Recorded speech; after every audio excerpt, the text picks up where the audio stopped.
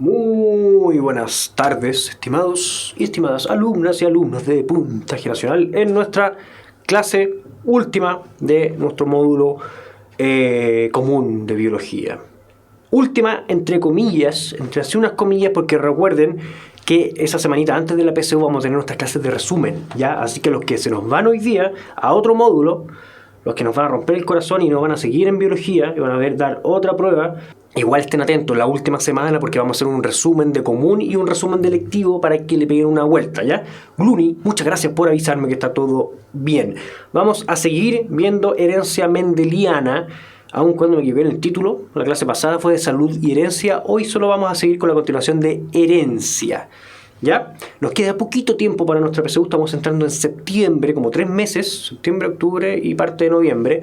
Así que hay que empezar a aplicarse. Y esta es nuestra última materia que vamos a ver en módulo común, ¿ya? Ya hablamos un poquito de esto, hablamos de las leyes de Mendel, de las generalidades de la genética y del monohibridismo. Vamos a ver un poquito de esto más, retomar, pero dejamos planteado un ejercicio rápidamente. El del conejito, ¿no? No sé si lo vieron.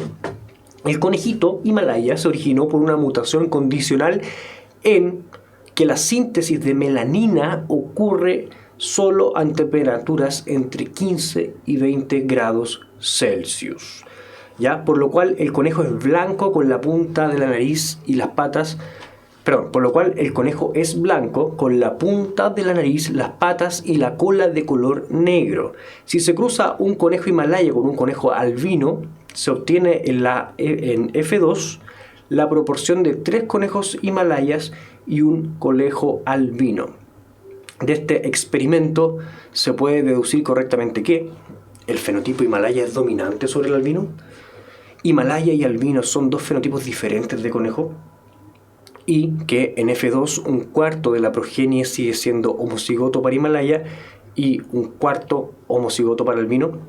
Aprovecho de saludar a todos los que se integran y avisarles también a los que están recién que estamos resfriados hoy. Así que vamos a toser y vamos a estornudar y a sonarnos mucho. Perdón, le anticipo mis disculpas. Casi todos se la jugaron por la D. La D dice solo 2 y 3. El fenotipo Himalaya es dominante sobre el albino, en el fondo es lo que ustedes dicen. Igual iría por eso, ¿no? ¿Qué me dicen? Sí, en el fondo, después en F2 tenemos 3 conejos Himalayas y 1 albino. Esa proporción de 3 a 1 es indicativa de un cruce heterocigoto, ¿no? En F2, entonces parece que es dominante Himalaya. Para los que fueron por la D. Porque la D no me incluye la 1. La alternativa correcta era la E. Ya, este es el ejercicio pendiente, si no me equivoco, de la clase pasada. Ya, por eso vamos a partir con él. Efectivamente, era dominante el Himalaya sobre el albino, por eso es que se da esa proporción. Esa proporción es la que van a tener que poner atención porque es típica del cruce heterocigoto.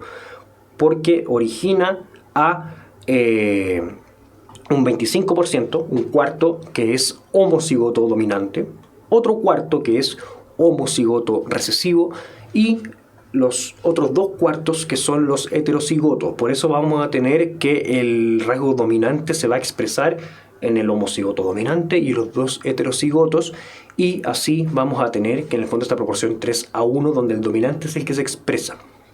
Ya, ojo con eso. ¿El Himalaya y el albino son 2 fenotipos diferentes del conejo? Sí, por supuesto, están mostrando características distintas. Y en F2, un cuarto de la progenie sigue siendo homocigoto para Himalaya y un cuarto homocigoto para albino también. Y en los otros 2 cuartos son los heterocigotos. Así que, está bien, con eso vamos. Ojo lo que dijeron la D. Sigamos con otras definiciones. Homocigotos, que es lo que habíamos visto en la clase pasada, era aquellos que tenían la misma variante en ambos cromosomas. Podían ser homocigotos dominantes, que tenían ambos cromosomas dominantes, o ambos alelos, para ser más precisos con el término, ambos alelos dominantes, donde claramente se iba a expresar el rasgo dominante, o homocigoto recesivo, donde ambos alelos son recesivos, y en ese caso también se iba a expresar el rasgo recesivo, ¿ya? Por otro lado, cuando teníamos heterocigotos, teníamos que los alelos no eran iguales. Podíamos tener uno recesivo y el otro dominante, y en ese caso, en ese individuo se iba a expresar el rasgo dominante. El tema, y lo que era muy interesante, es que ese individuo podía heredar a sus descendientes, ya sea el alelo dominante o el recesivo. Entonces sus descendientes podían expresar también, dependiendo de la combinación, un rasgo que su progenitor no, ¿ya? Que era un rasgo recesivo.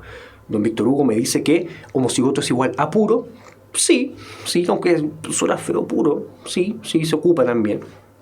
Suena feo que yo soy antirracismo. Entonces las razas pues a mí no me gustan, ya me hacen un poquito de asco esas definiciones, pero se ocupa, y está bien don Víctor Hugo, porque en algunos ejercicios aparece como individuos de raza pura, que suena feo, no me gusta.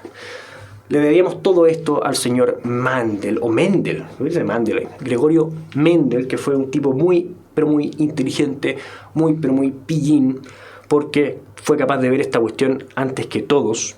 Ya fue capaz de darse cuenta de cómo se heredaban los rasgos, aun cuando ni siquiera existía ni la idea del ADN, ni los genes, nada. Él mirando la arveja se dio cuenta de las leyes de la herencia. Y por eso es un tipo al cual se le recuerda y que nosotros lo pasamos en nuestras clases. ¿Llegó muy tarde, Connie? No, está llegando y estamos haciendo todavía recapitulando lo de la clase pasada.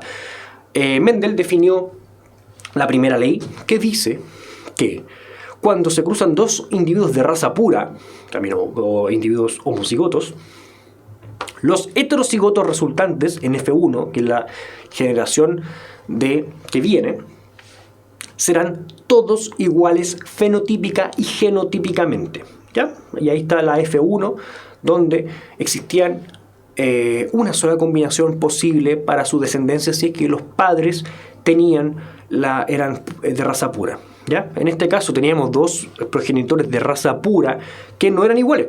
Uno era el homocigoto dominante y el otro el homocigoto recesivo. Generaban una combinación en su descendencia que iba a ser un heterocigoto, pero todos esos heterocigotes iban a ser iguales, ¿ya? Esa es la primera ley de Mendel. La segunda ley de Mendel dice o la ley de la segregación, que ciertos individuos son capaces de transmitir un carácter aun cuando en ellos no se manifieste, que en el fondo es lo que yo les decía con respecto a los que son heterocigotos y que tienen un alelo recesivo que no se expresa en ellos porque el dominante está ejerciendo esa dominancia. Pero ese alelo recesivo puede, en el caso que se dé la combinación, ser apareado con otro alelo recesivo del otro progenitor y generar un homocigoto recesivo en la siguiente generación y expresar un rasgo que antes no se expresaba, ¿ya? Roan, ¿por qué los ejercicios de herencia me complican? Pregunta. A mí también me complican. Ya, también hay algunas personas no nos es tan fácil ver esto. Me pregunta Mauro si es necesario aprenderse bien las leyes. Peguen una repasadita, pero creo que es más útil en este caso los ejercicios de aplicación, aplicar las leyes. ¿Ya? A Roan, para hablarle también de mi experiencia, yo el año pasado, aún recuerdo cuando dije, entonces la alternativa correcta es la C, y se marcó otra alternativa. Me equivoqué haciendo un ejercicio de herencia y de repente me equivoco porque no respeto mis mismas reglas. ¿Ya? En la clase pasada yo les recomendé para ejercicios de monohibridismo hacer el cuadro de Punnett. Y de hecho el año pasado que me equivoqué resolviendo esto era porque no hice el cuadro de Punnett. Así que la recomendación para Roan es que cuando se complique en estos ejercicios haga este cuadrito de Punnett, que es súper útil, donde simplemente nosotros definíamos las combinaciones o qué tenía cada progenitor alrededor en ejes, arriba del cuadrito y a la izquierda. Entonces íbamos generando las combinaciones posibles en la descendencia, ¿ya? Entonces eso es la manera de evitar errores en los casos de herencia. Janet, me acaban de informar que ya están arriba las clases de biología, ¿ya? Y de química también. Estamos actualizados con nuestro canal. Habíamos tenido problemas, pero se acaba de subir. Hace poco sí, ¿ya? Por si no la vio. La primera ley es de monohibridismo y la segunda de dihibridismo. ¿Qué es dihibridismo? ¿No hemos pasado eso, Jenny? La primera y la segunda son de monohibridismo y el dihibridismo, que es lo que vamos a ver ahora, esta materia nueva de esta clase, aplica la tercera ley. El dihibridismo, para explicarlo un poco, se define como el estudio de la herencia mendeliana, pero ya no fijándose en una característica, sino en dos, ¿ya? Simultáneamente, por lo cual son dos juegos de alelos. Para esto armamos un cuadro de Punnett que obedece al mismo principio, pero es más grande. Como en este caso tenemos dos rasgos, el rasgo A y el rasgo B, tenemos 4 combinaciones para el progenitor y 4 combinaciones para el otro progenitor, lo cual nos da un cuadro que es más grande, y para su descendencia existen 16 combinaciones, ¿ya? Así que con eso tenemos que ir trabajando. Como ya les decía y como nos preguntaban anteriormente, el dihibridismo, en el dihibridismo aplica la tercera ley de Mendel o de la segregación independiente, que establece que durante la meiosis los alelos se van a revertir de forma independiente, ¿cierto? Ustedes se acuerdan que en la meiosis existía la permutación cromosómica, que se iba un cromosoma para allá y uno para acá. Entonces, si tenemos dos rasgos que están en cromosomas distintos, su herencia va a ser independiente. El tema es que esto deja de cumplirse si los genes se encuentran ligados o si se encuentran en el mismo cromosoma. Ya no son independientes. Entonces, los problemas de probabilidad en el dihibridismo se estudian de manera similar al monohibridismo, que en el fondo que yo ya le estaba diciendo, solo que se aporta una mayor complejidad porque hay más combinaciones posibles. Tenemos que armar combinaciones primero entre las características genéticas del progenitor, porque estamos fijándonos en dos rasgos, se arman 4 combinaciones posibles, y después de eso aplicamos todo esto sobre la descendencia, y ahí tenemos 16 combinaciones posibles. Normalmente, y ese es mi datito, normalmente en la PSU se habla solamente de monohibridismo, normalmente. Por algo estamos pasando esto aquí para poder prepararnos en caso de... Pero si revisan todos los modelos anteriores, van a darse cuenta que normalmente se apunta al monohibridismo. Con eso ya hay suficiente para generar complicaciones. Y lo que hablábamos un poquito era de los genes ligados. Normalmente hablábamos de características, dos características distintas las consideramos como independientes, y en parte en base a eso hablábamos del dihibridismo y todo esto, pero eso se aplicaba solamente cuando cuando esa característica era independiente. Hay algunas características que se relacionan porque están ligadas, son genes ligados que ocurren cuando esos alelos se encuentran en el mismo cromosoma. Si dos genes están en el mismo cromosoma, cuando ocurra el momento de la meiosis, ocurra la permutación cromosómica, se van a ir juntos para todos lados esos dos genes, porque son parte del mismo cromosoma, a no ser que ocurra un fenómeno, que me gustaría que alguien me lo pusiera ahí. Todo esto se aplica, o sea, esto que yo les digo que estos genes que están en el mismo cromosoma van a andar juntos siempre, a no ser que ocurra que... Pónganmelo ahí abajo, por favor. Los voy a ir esperando. O sea, voy a seguir hablando mientras llega ese datito. Ya, para ir hablando, bueno, sé que ha servido lo que he explicado. Ah, muchas gracias. Ahí llegó. A no ser que ocurra... Qué buena señal, muy buena señal. Me alegro mucho que esté llegando ahí su respuesta. A no ser que ocurra crossing over o entrecruzamiento, que es donde se empiezan a atravesar genes de un mismo cromosoma. Pero si es que no se ven afectados estos genes por el crossing over o entrecruzamiento, van a andar en el mismo cromosoma para todos lados y no se va a cumplir la tercera ley de Mendel. No van a ser características independientes y van a ser en el fondo genes ligados. Me alegra mucho, mucho que me haya llegado esa respuesta. Significa que están haciendo sus tareas. ¿Ya? En los años en que Mendel estudió o realizó estos experimentos no se conocía nada. Esa es la gracia del señor Mendel. Además dio la coincidencia que las características de los organismos que utilizó para formular sus leyes de la herencia se heredaban en cromosomas separados. Así que además de ser muy inteligente tuvo algo de suerte. Porque si hubiese apuntado, si hubiese fijado primero a características que obedecían a genes ligados, no habría generado en su mente la idea de la herencia mendeliana. ¿Ya? Tuvo suerte también, pero también tuvo su mérito. En los organismos complejos superiores, que nosotros de forma muy patúa nos denominamos o nos autodenominamos, la herencia autosómica se rige generalmente por patrones mendelianos para algunas características. También son intermedios o herencia intermedia para otros, y algunas características se rigen por mecanismos que todavía no se conocen. ¿ya? Todavía no se puede establecer correctamente, por ejemplo, el tema de los ojos, de la altura, de un montón de rasgos que no es tan directa el estudio de la herencia. ¿Ya?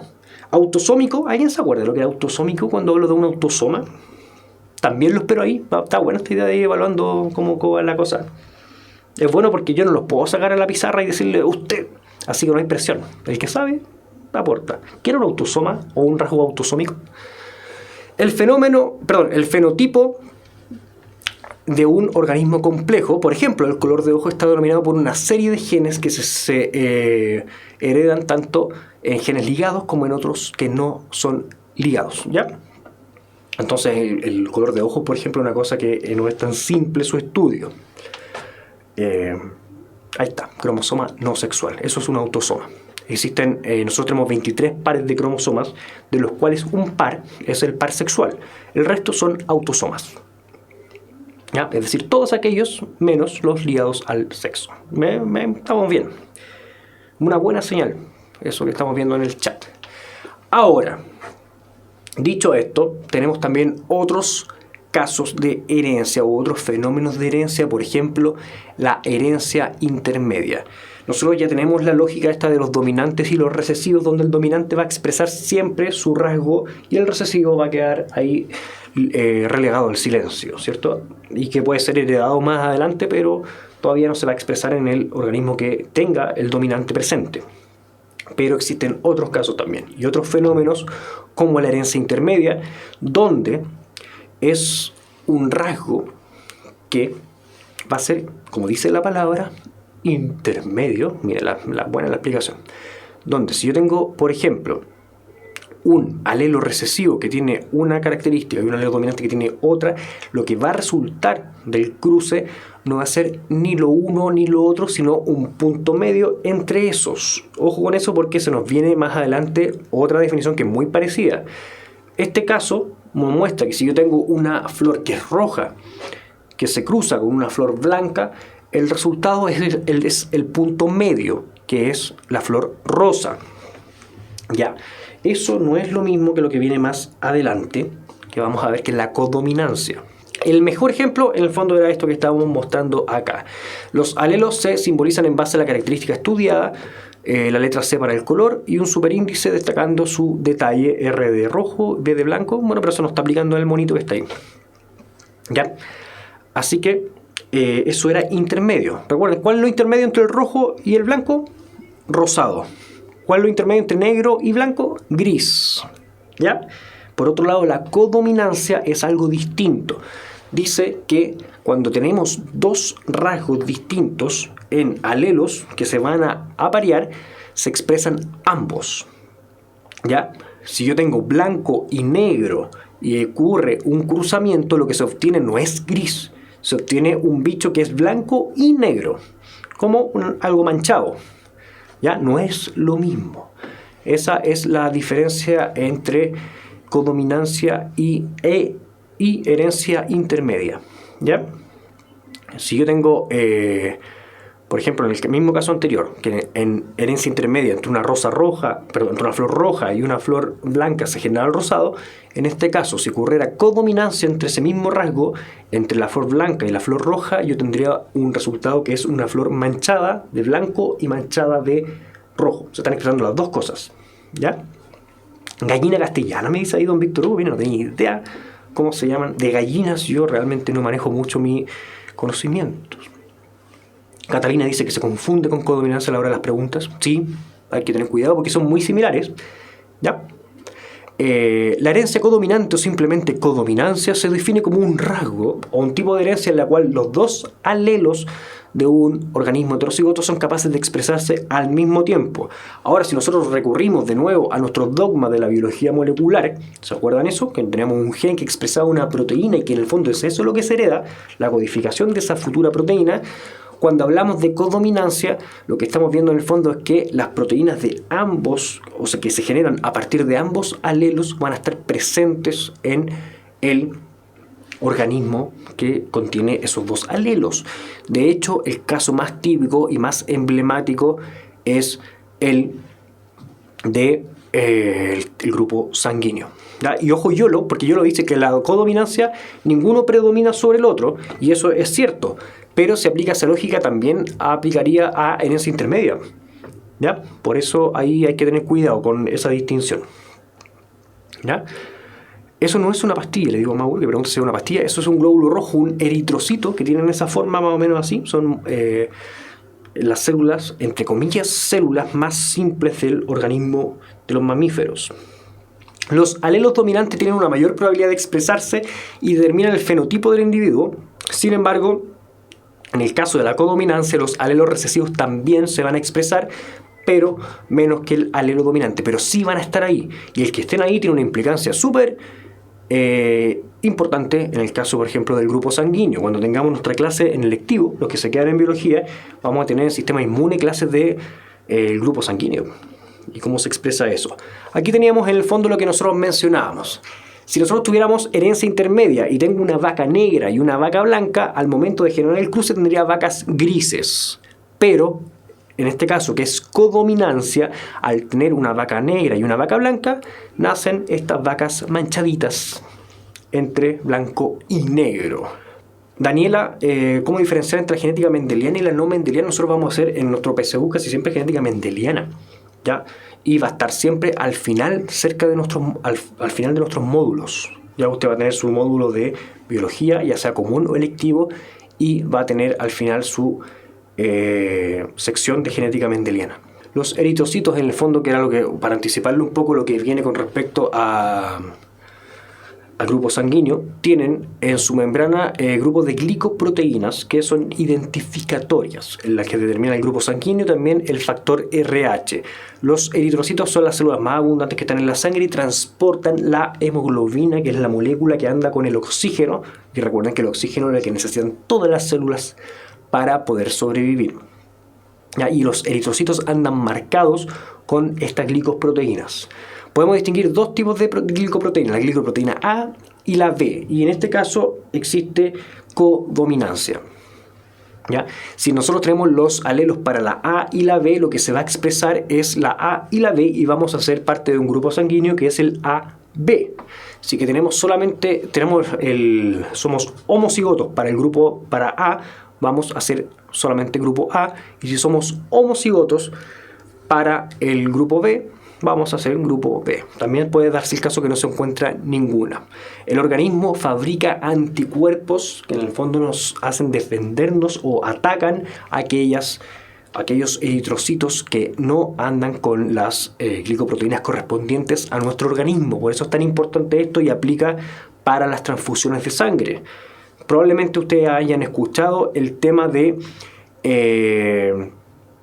los grupos sanguíneos en el contexto de transfusión de sangre. No es un detalle en las transfusiones del grupo, porque ocurre incompatibilidad cuando se transfunde sangre de una persona que tiene una glicoproteína que no le corresponde a una persona que tiene un grupo distinto. ¿Ya? Todo esto lo vamos a ver en detalle en nuestro módulo electivo cuando veamos sistema inmune, ¿ya? De hecho vamos a hablar harto de esto. Así que aguántense un poquito los que tengan mucha duda con respecto a esto. El grupo AB sí es una clara muestra de codominancia. ¿Ya? El A no domina sobre el B y el B no domina sobre el A. Si es que están los dos, se van a expresar los dos y uno va a ser AB. ¿Ya? Así que lo vamos a ver. Al que no le interese o el que no vaya a dar en biología y le interese ese tema, aguántese también y en una de esas puede pinchar la clase de sistema inmune, ¿ya? Que es una clase con harta materia. Otro tipo de herencia es la herencia ligada al sexo. Nosotros tenemos nuestros autosomas, pero también tenemos un par de cromosomas sexuales. Hay un tipo de herencia que en el fondo está vinculada con la intervención del cromosoma X, ¿ya? Esta herencia es muy importante debido a que muchas enfermedades se transmiten a través de este tipo, creando un dimorfismo sexual hacia diferentes patologías. Por ejemplo, el daltonismo y la hemofilia son tipos de enfermedades ligadas al sexo. Está pegada a la transmisión, me dice Carla, pero avísenme el resto, si es que está pegada también, porque si no puede ser un problema de su conexión. ¿Ya? Y esta es la última clase.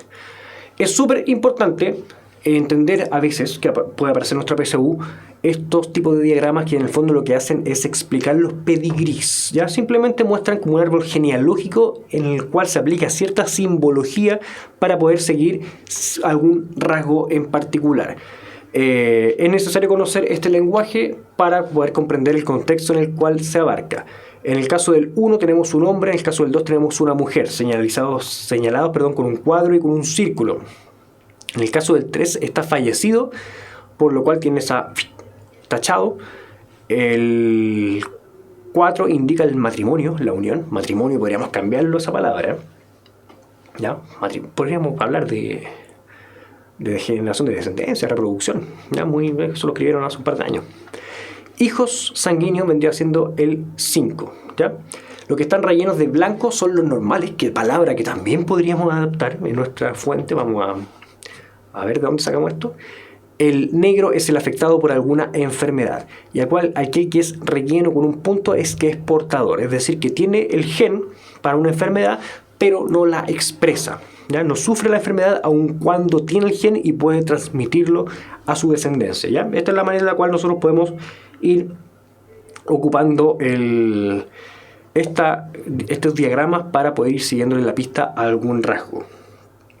Y tenemos los rasgos, en el fondo, caracterizados de acuerdo a su tipo de herencia. Ya hablamos de rasgos ligados al sexo o al cromosoma sexual, pero también tenemos rasgos que son ligados a los autosomas.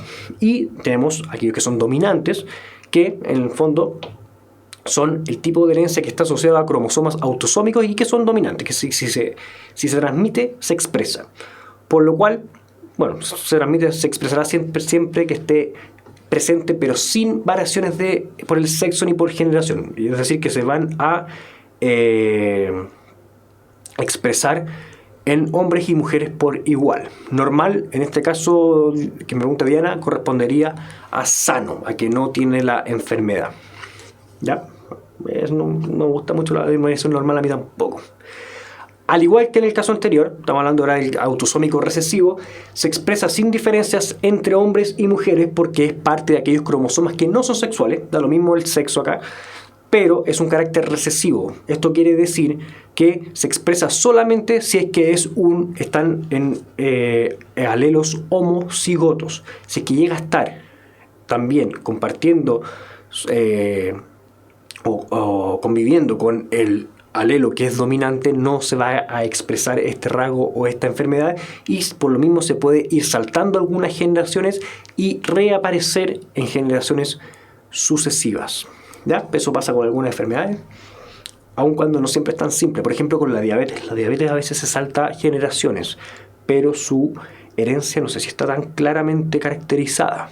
Como ya habíamos hablado, en las herencias ligadas al sexo existe una clara inclinación de las características hacia el sexo masculino, pudiendo ser las mujeres portadoras, pero normalmente las mujeres no van a expresar esas características. Como nosotros decíamos en la herencia ligada al sexo, que tenía que ver con el cromosoma X. La mujer va a tener un segundo cromosoma X, ¿ya? En cambio, el hombre no. Entonces, si es que el rasgo está expresado en el cromosoma X en el caso de un hombre, lo más probable es que se exprese porque ya no va a haber el fenómeno de dominancia, ¿no? Porque el otro cromosoma va a ser distinto. ¿Ya? Lo vamos a ver en un ejercicio que viene, le había pegado una mirada antes de. Pero en el caso de la mujer, si es que un cromosoma X contiene una enfermedad, tiene que estar, también existe el otro cromosoma que puede ejercer dominancia, así que a lo mejor no se expresa en una mujer. Por eso normalmente las enfermedades ligadas al sexo son propias de los hombres, ¿ya? Aun cuando la mujer pueda aportarla. Y otro tipo de enfermedades o de rasgos son los rasgos que están en el ADN mitocondrial. No sé si ustedes recuerdan, pero cuando ocurría la fecundación, el espermatozoide entraba al ovocito y aportaba el material genético, pero no llevaba mucho más, ¿cierto? Todo el resto de los organelos y de todo el material intracelular lo aportaba exclusivamente el ovocito, casi exclusivamente. Entonces, si las mitocondrias tienen material genético que pueden codificar algunas características, en el caso de los rasgos mitocondriales o que están en el genoma mitocondrial, se van a heredar directamente de la madre. ¿Ya? Así que hay que tener eso. Me pregunta Claudia, y súper buena su pregunta, si eso pasa solamente con las enfermedades. Esto pasa con todos los rasgos. Nosotros normalmente hacemos hincapié en las enfermedades, ¿ya? Pero buena su pregunta. Las enfermedades son súper demostrativas de estos fenómenos y es donde más nos interesa a las personas que nos gusta la ciencia poner ojo, ¿cierto? Hace un poquito tiempo, este año de hecho, apareció un estudio en Europa donde se ponía en duda esto. Se encontraron genes que provenían que eran parte del ADN mitocondrial y que obedecían a la característica de los padres, del padre hombre. Entonces no es tan así, pero el 99,9% de las mitocondrias se heredan de la madre, ¿ya? Así que hay enfermedades mitocondriales donde la herencia es distinta. Si es que la madre la tiene, el hijo la va a tener. Veamos esta pregunta. Pregunta de un modelo DEMRE 2020. ¿Ya? Oficial. ¿Cuál de los siguientes genotipos tendrían los padres de una niña que presenta una enfermedad recesiva ligada al cromosoma X? Mire, Consuelo, me dice también que existen rasgos holándricos, cosa que yo no tenía idea, que en el fondo se heredan dentro del cromosoma Y. Voy a verlo antes que se me vaya para arriba. Y que es el hombre el que lo transmite a todos sus hijos, pero ninguna de sus hijas. Miren, interesante. También aplica la lógica inversa a lo que habíamos dicho. Pégale una vuelta a este ejercicio, le voy a dar un poquito más de tiempo. Este ejercicio es de este modelo de DEMRE. Hay inclinación por la letra D. Ya, una niña, no es un detalle que sea una niña, va a tener, sí o sí, 2 cromosomas X, ¿ya? Y ella es portadora de una enfermedad y además presenta esa enfermedad, la tiene, y esa enfermedad es recesiva. Si es que ella está expresando una enfermedad recesiva, significa que ella es homocigota para esa enfermedad, ¿cierto? Y nosotros vamos a destacar con esa O la enfermedad, el rasgo que en el fondo genera esta enfermedad o esta posible mutación. Si fuera así, ahí está dibujada todavía como heterocigoto, estamos hablando de la niña acá, ella no tendría la enfermedad. Sería portadora, pero el rasgo dominante la salvaría de tener la enfermedad. Para que tenga y exprese esa enfermedad tiene que ser sí o sí homocigota, que sus dos alelos en el fondo tengan la enfermedad, ¿ya? Entonces esa es básicamente la conformación de los alelos de esta niña, la que está allá abajito. Entonces, ¿de dónde vienen o de dónde pueden venir estos genes? En el primer caso, alternativa A, el padre podría heredarle uno de los cromosomas sexuales que él tiene la enfermedad, que va a ser el X, sí o sí el X, porque es una niña. Recuerden que el padre es el que determina el sexo de los hijos, no la madre. El padre es el que elige, en el fondo, entre comillas, si es que da el cromosoma X o el cromosoma Y, con eso determina el sexo. Anteriormente se culpaba a las mujeres del sexo. Entonces, si que el padre en ese caso va a aportar el cromosoma X con la enfermedad y la madre tiene este homocigoto sano, la madre aportaría en el caso de la A sí o sí el cromosoma X sano. Entonces la niña no tendría la enfermedad, ¿ya? No hay ninguna posibilidad que la alternativa A genere una niña enferma. En el caso de la B, tampoco no hay ninguna posibilidad de que la niña tenga la enfermedad, porque el padre sí o sí ahí va a aportar el cromosoma X sin la enfermedad, ¿ya? Así que en este caso tampoco. Recuerden que el 0, que es el que está aquí, el chiquitito, es el que está indicando la enfermedad.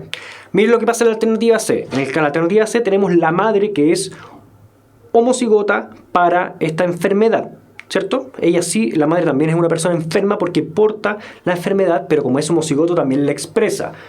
Pero ocurre que el padre no tiene su cromosoma X con esta enfermedad. Y cuando ocurra la fecundación, va a aportar cualquiera de los dos alelos la madre, pero el padre va a aportar sí o sí el cromosoma X sin la enfermedad. ¿Qué significa esto? Que la niña, que va a ser su descendencia, no va a tener la enfermedad, ¿ya? En la D ocurre que el padre tiene un cromosoma X con la enfermedad, o sea que sí o sí el cromosoma X que sale del padre va a aportar la enfermedad, Y la madre tiene dos posibilidades: o aportar el cromosoma con la enfermedad o el cromosoma sin la enfermedad. Ahí es donde juega la posibilidad de que en la DESI se genere el posible cruzamiento que genere a una niña que posee y expresa una enfermedad recesiva ligada al cromosoma X, ¿ya? Si la enfermedad hubiese sido dominante, habría cambiado todo esto. Habría cambiado todo. O sea, hubiese bastado con que uno de los dos padres donara el cromosoma con la enfermedad para que la niña lo tuviera. ¿Ya? Está perdido ahí, manto, más perdido que la madre. Es malo.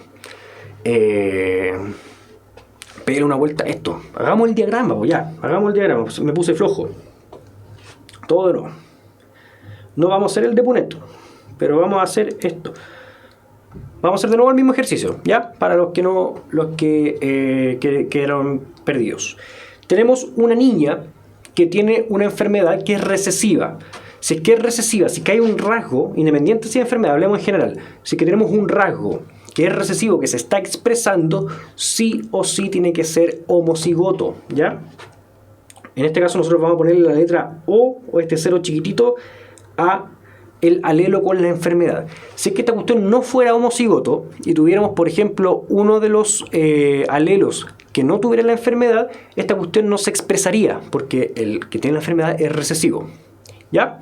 Así que sí o sí esta es la única posibilidad de que la niña exprese esta enfermedad.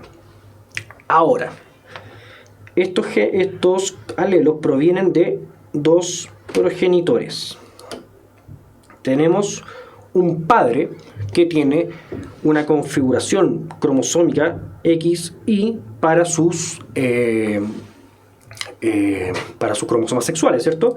Y una madre que tiene una configuración cromosómica que es XX en el caso de sus cromosomas sexuales. Espero que con esto no sea nada nuevo, ¿cierto? Eso es una regla de la vida, que en el caso de los seres humanos, la mujer en su par sexual tiene dos cromosomas X y en el caso de los hombres tiene un cromosoma X y un cromosoma Y, ¿ya? Lo que va a pasar para que esta niña obtenga esta configuración cromosómica es que uno de los padres va a aportar uno de estos dos cromosomas X, ¿ya? Si es que esta niña heredó los dos cromosomas con la enfermedad, significa que los dos padres aportaron con un cromosoma enfermo cada uno, ¿ya? Entonces, si es que el progenitor padre, el hombre, tenía una sola posibilidad de aportar un puro cromosoma que iba a aportar, que es el X, porque si no fuera el X no sería una niña, sería un niño, ¿cierto? Tiene dos cromosomas sexuales, podría haber dado el X o el Y, pero si hubiese dado el Y, este no sería una niña, no es un detalle que sea una niña, sería un niño, ¿ya? Entonces sí o sí el padre aquí donó su cromosoma X, y si la niña tuvo el homocigoto con la enfermedad, significa que el padre tenía el cromosoma X marcado con la enfermedad, ¿ya? Ahora, las posibilidades para el caso de la madre es que haya tenido al menos uno de sus cromosomas X con la enfermedad, ¿ya? Podría haber tenido los dos también y haber sufrido ella también la enfermedad, pero podría haber sido, no estaba esa la alternativa, podría haber estado también. Nosotros sabemos que al menos uno de los cromosomas que donó la madre, al menos uno de los cromosomas que tenía la madre tenía la enfermedad y fue donado a su descendencia, ¿ya? Espero que le hayan dado una vuelta más y no hayan quedado tan perdidos con eso. Ya. Vamos con esta. En genética mendeliana, la condición del dominante o recesivo para un alelo está dada por... Y ahí está la alternativa. Más fácil esta pregunta, más directa. A ver, ¿qué estamos hablando acá? ¿Presenta una enfermedad? Mauricio, sí, es que la está expresando, ¿ya? Si no, normalmente se habla de portador. A veces es un poco ambiguo cuando nos hablan de la persona que tiene la enfermedad y que la está sufriendo o expresando, pero cuando hablan de portador es específico para aquella persona que la tiene y que no la expresa, que la tiene en el fondo de sus genes. Estamos hablando de la hemofilia, los síntomas de la hemofilia. La hemofilia es una enfermedad complicadísima.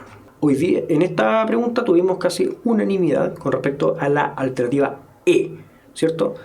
Genética mendeliana, dominante o recesivo, es simplemente la expresión o no expresión de un carácter en presencia de otro alelo. Aquel dominante es el que se expresa independiente de quién lo acompañe, y aquel recesivo es aquel que se expresa solamente cuando no hay un dominante que lo opaque, ¿cierto? Que lo esconda. Así que todos estamos con en el fondo esta respuesta. Ejercicio 3.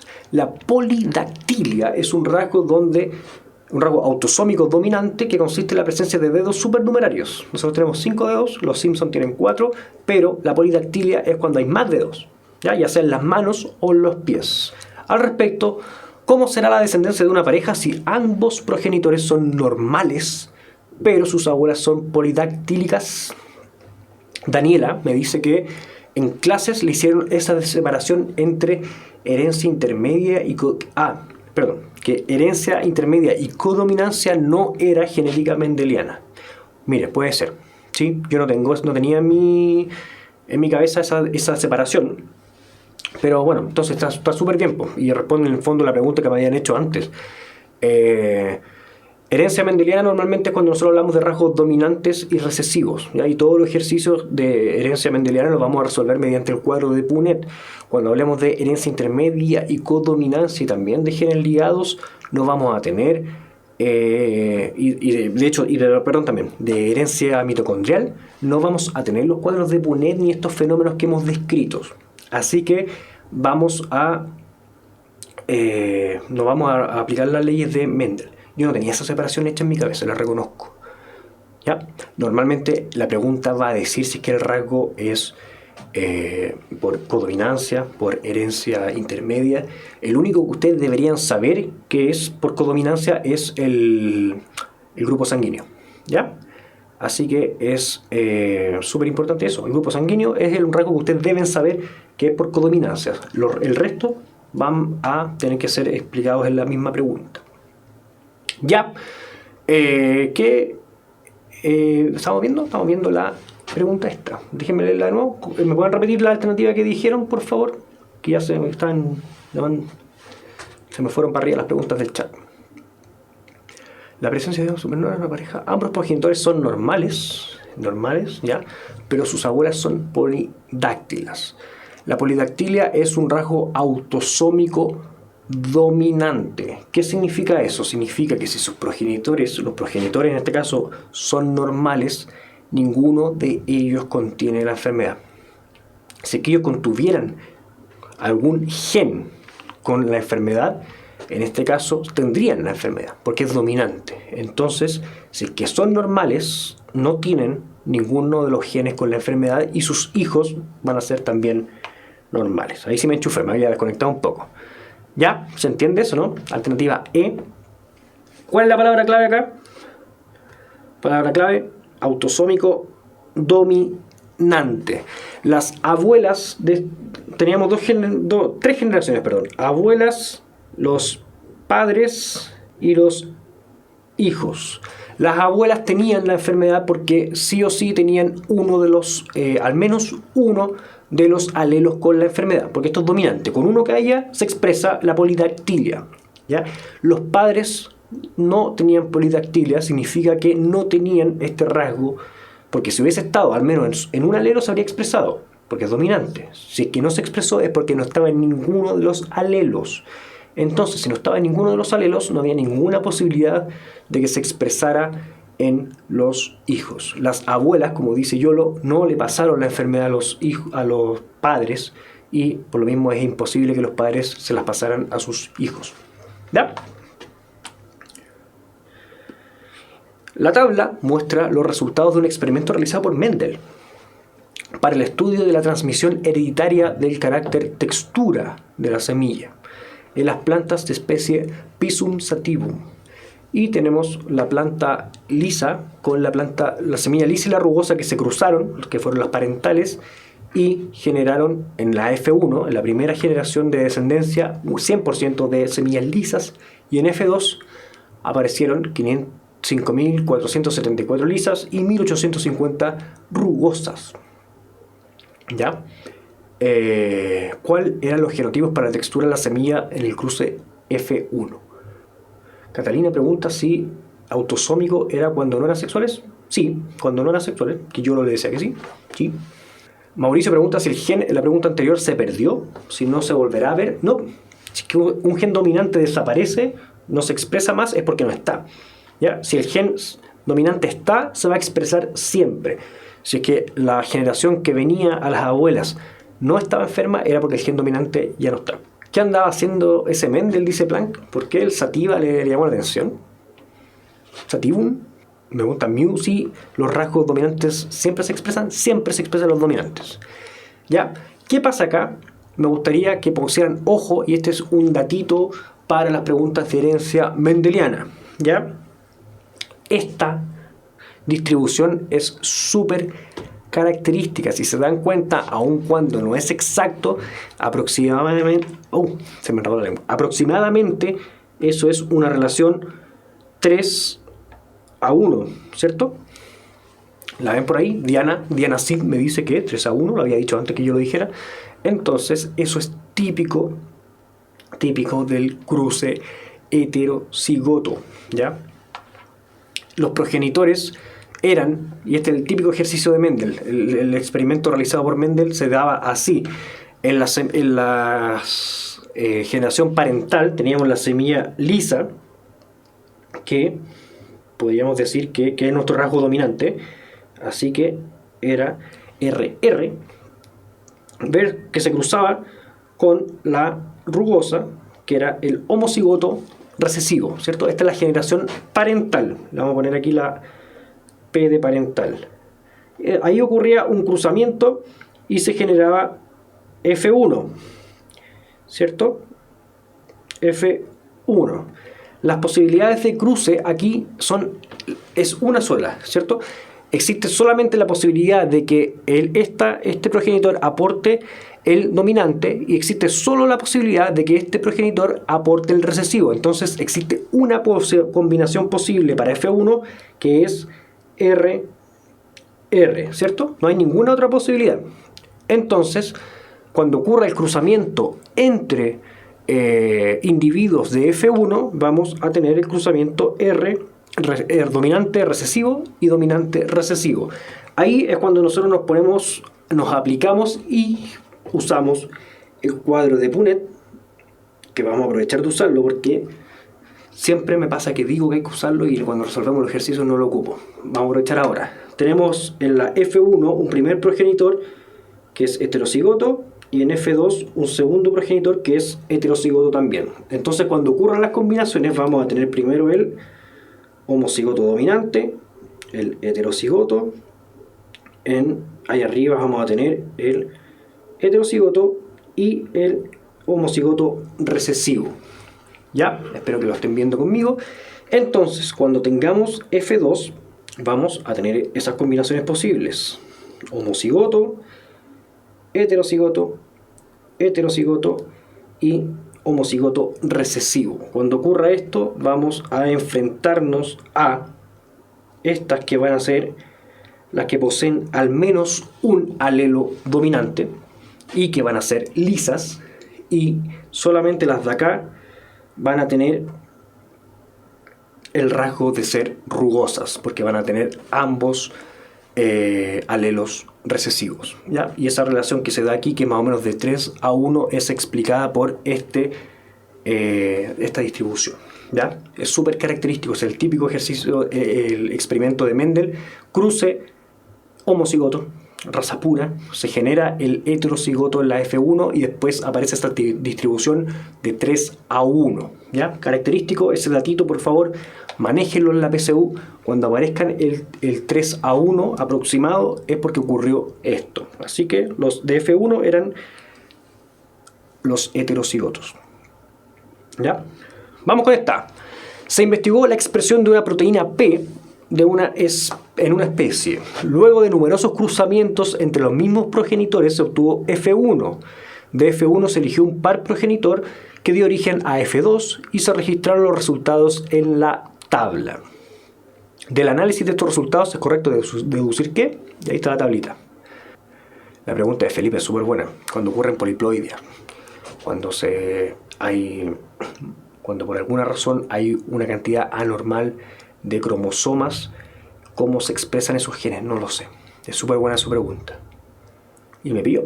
Tan buena que me pilló. Esas son las preguntas que a mí me gustan. Es complejo, no sé. Y de hecho no tengo ninguna explicación en mi mente para darle con respecto a las características fenotípicas de las personas que presentan ese tipo de condición con respecto a su dotación genética. No tengo ninguna vinculación, ni siquiera puedo crearle una respuesta en base a inferencias. ¿Ya? Lo siento. ¿Qué pasa acá? Tenemos en F1 una proporción que la ven. Más o menos, ¿cuánto es la proporción de F1? Aproximadamente. F1, ¿qué pasó en F1? Eso quiero que me respondan. ¿Cuál es la relación en F1 entre los que expresan P y los que no expresan P? ¿Y cuál es la relación en F2? Jenny y Carla ya me dicen que identificaron inmediatamente que aun cuando no es exacto, ojo, por eso me quiero darle este dato, no va a ser exacto nunca, pero en F1 hay una relación que es cercana al 3:1, ¿cierto? 3 individuos que expresan P y versus uno que no expresa P. Esa es la relación más o menos. Y aparece en F2 la relación que es 1:1. Entonces, ¿qué ocurrió acá? Que F1 es producto del cruce de dos heterocigotos. ¿Ya? Y vamos a poner la P mayúscula y la P minúscula. Lo que pasó fue que los progenitores, déjenme ver dónde guardo espacio. Los progenitores eran, se nos va a confundir la P, heterocigotos.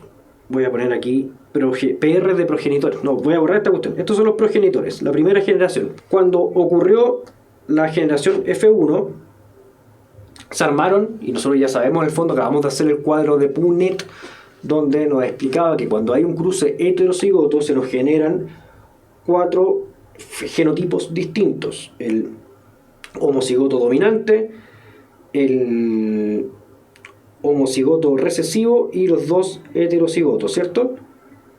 Entonces eso es lo que pasó en F1. Por eso tenemos un individuo que no expresa P versus los 3 que sí la expresan, ¿ya? Que nosotros ya podemos darnos cuenta que la expresión de P es un rasgo dominante. Y lo que pasa después es que ocurrió un cruce entre algunos de estos que generó que fuera mitad y mitad. Entonces, ¿cuál de estos cruces genera que esto sea mitad y mitad? Arriba tenemos los progenitores que por la distribución de 3:1 de F1 nosotros sabemos que los progenitores que dieron origen a F1 eran heterocigotos, ¿cierto? Porque en el fondo estos van a dar origen a estos 4 tipos de genotipos, y de esos 4 tipos de genotipos nosotros vamos a tener que uno es el homocigoto recesivo, que no va a expresar la proteína, y los otros 3 van a ser los que van a tener al menos uno de los alelos dominantes que sí va a expresar esta proteína. Por eso vamos a tener 3 versus 1. Lo que ocurre es que después ocurrió un nuevo cruzamiento entre algunos individuos de F1 y con eso se generó F2, ¿ya? El tema es que F2 fue mitad que expresaba la proteína y otra mitad que no expresaba la proteína. Entonces, ¿cuál de las combinaciones da uno de estos cruces? Y aquí nos jugamos inmediatamente. Si es que no expresaba la proteína, tenemos que en F2 se obtuvo, ojo con esto, se obtuvo uno que no expresaba la proteína y otro que sí la expresaba, que nosotros podemos anticipar. Y ojo, aquí esta pregunta es un poquito difícil porque nos hace generar algunas inferencias o deducir algunas cosas para que no se exprese la proteína, para que se dé esta distribución, perdón. Los que expresaron la proteína van a tener esta forma porque sus padres fueron estos. ¿Están de acuerdo conmigo que esta es la configuración que genera en F2 que haya la distribución 50 y 50? Que uno de los que se tomó de F1 como progenitor para F2 haya sido el homocigoto recesivo, que está en negro, el que está con el circulito negro, y que el otro haya sido el heterocigoto. Esa es la única combinación posible que me genera una distribución de 50-50 o de 1-1. ¿Ya? Esta aplicación nos quedó media. Vamos de nuevo, del principio, vamos desde arriba. ¿De dónde parte esta pregunta cuando nosotros queramos responderla? Vamos a tener que fijarnos en las distribuciones que hay con respecto a las proporciones entre los individuos que expresan y que no expresan P. Para eso nos vamos a fijar siempre en la cantidad aproximada de individuos. En F1 tenemos una relación que es aproximada de 3-1 entre aquellos que expresan P y los que no la expresan. Cuando tengamos ese comportamiento, normalmente estamos en el caso de un cruce heterocigoto, ¿ya? Es decir, dos progenitores que son heterocigotos generaron 4 individuos que son genotípicos, que tienen cada uno su genotipo, y que 3 van a expresar o que van a contener al menos un alelo dominante, y solamente uno va a quedar con el homocigoto recesivo, ¿ya? Y ese 1 va a ser en el fondo el que no expresa P en este caso. Eso es lo que ocurrió para generar F1. Hasta ahí espero que vayamos bien. El tema es que para este experimento tuvimos que agarrar cualquiera de los individuos de F1. De esas 4 posibilidades agarramos 2 y se obtuvo una relación que es muy cercana a 1-1. 147 y 150, básicamente 50 y 50%. Es decir, que en F2, para que se generara F2, tuvimos que agarrar 2 individuos que me dispusieran la misma probabilidad de generar un homocigoto recesivo, que es el que no va a expresar P, y otro que sí va a expresar P, que nosotros anticipamos que sí o sí va a ser el heterocigoto. ¿Por qué? Porque si no, nos hubiese generado en el otro caso el homocigoto recesivo. Ahí es donde está la dificultad de este ejercicio, en hacer esa deducción. Ojo. Entonces, ¿cómo vamos a obtener a partir de esa generación la posibilidad de generar 50 y 50? Tomando el homocigoto recesivo, que es el que está encerrado en negro en F1, y cualquiera de los heterocigotos.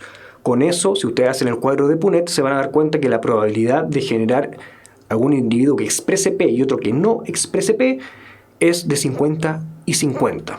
Entonces, A, el alelo que codifica para la expresión de P es recesivo, completamente equivocada, descartada inmediatamente. Tiene una predominancia la expresión de P, de hecho está 3-1 en F1. El 100% de los individuos de la generación F1 son híbridos. No, hay 2 homocigotos, uno recesivo y uno dominante, descartado inmediatamente. La generación F1 proviene de un par progenitor heterocigoto y otro homocigoto. No, son ambos homocigotos. Es el típico ejemplo del experimento de Mendel, donde se da esta relación 3-1 en la descendencia. D, que es la que se han encargado ustedes ahí en el chat. La generación F2 proviene de un progenitor heterocigoto, que está acá, y otro homocigoto. Y efectivamente esa es la combinación que me justifica la existencia de un homocigoto recesivo versus un heterocigoto, que es el que expresa la característica P. Y por eso se da esta tendencia de acá. ¿Ya? Esta era la pregunta difícil del día de hoy. No quiero hacer como que, ¡ay, qué fácil era! No, esto podía generar algunas complicaciones. Si mi explicación no los convenció, insístanme en las próximas clases, aun cuando estemos en electivo, y les encargo por favor que le den una vuelta más a este ejercicio si es que no lo pueden resolver por sí solos. Ya, planteemos uno más. Ahí está la D. En una población de moscas se detectó un macho con una forma rara de las alas. Este macho parental original fue cruzado con una hembra de alas normales, obteniendo en F1 solo individuos con alas normales. Sin embargo, en F2 vuelve a aparecer el fenotipo parental original solo en algunos machos. De estos resultados es correcto concluir que la forma de las alas del parental original era... Y les dejo esta pregunta planteada para la próxima clase. Aun cuando sea una clase de electivo, vean esta respuesta. No cuesta nada colgarse 5 minutos de la clase, aunque no sea su electivo. No sé qué materia vamos, no me acuerdo con qué vamos a partir el electivo. ¿Ya? Que estén muy, pero muy bien. Nos vemos la próxima clase, los que sigan en biología. Los que no, tenemos 50% de probabilidad de que se nos vayan a física o a química. Nos vemos en química, y los que no se vayan a física, o sea, los que sí se vayan a física, que estén muy, pero muy bien. Suerte en la preparación de su electivo. ¿Ya? Ojo que de a poco tiempo, pero no hay que desesperarse. Vamos a alcanzar a hacer algo en lo que queda de año. Ya, que estén muy, pero muy bien, y acuérdense que antes de la PSU se viene la clase de resumen. Ya, que estén bien. Chao, chao, nos vemos la próxima semana.